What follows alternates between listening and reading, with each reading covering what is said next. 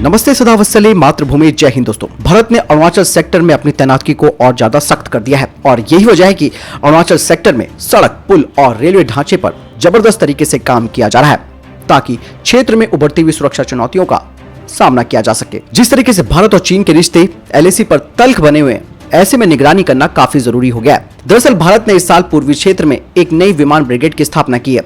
Brigade को पूर्वी क्षेत्र में LAC पर निगरानी बढ़ाने का काम सौंपा गया है। जानकारी के मुताबिक नई ब्रिगेड को मार्च में तेजपुर के करीब असम के मिसामारी में खड़ा किया गया था और इसमें एडवांस लाइट हेलीकॉप्टर यानी कि ALH, चीता हेलीकॉप्टर और हेरॉन ड्रोन तैनात किए गए हैं। सेना के एविएशन विंग की तैनाती में असम में LAC से हथियारों से लैस हेलीकॉप्टर ALH भी शामिल है, जबकि नई ब्रिगेड का काम मुख्य रूप से LAC की सुरक्षा पर खुफिया तरीकों से नजर रखना है।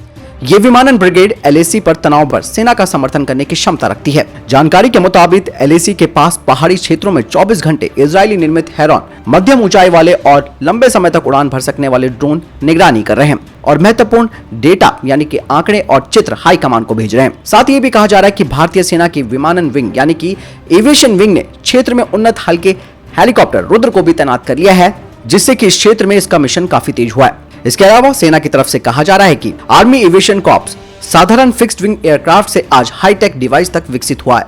सेना ने कहा कि हेलीकॉप्टर किसी भी प्रकार के विश्वासघाती इलाके और मौसम की स्थिति में पूरी तरीके से कॉम्बैक्ट पेलोड में सैनिकों को ले जाने की क्षमता रखता है।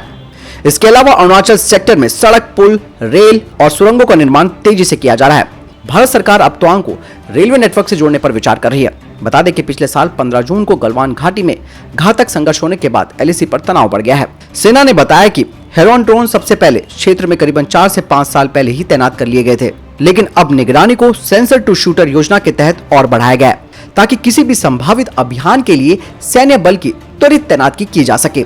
सेना के अनुसार ALH हेलीकॉप्टर पर कई तरीके के हथियार लगाए गए हैं जो कि दुश्मन के खिलाफ काफी प्रभावी होंगे।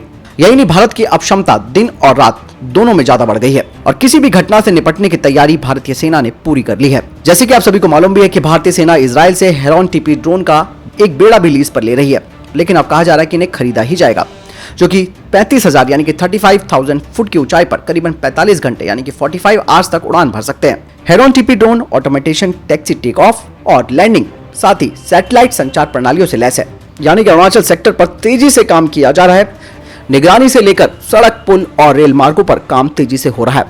दोस्तों, अगर ये काम हमने शुरुआत से ही कर लिया होता तो चीन आज इतनी हिमाकत नहीं कर पाता, लेकिन देर ही सही लेकिन दुरुस्त आए।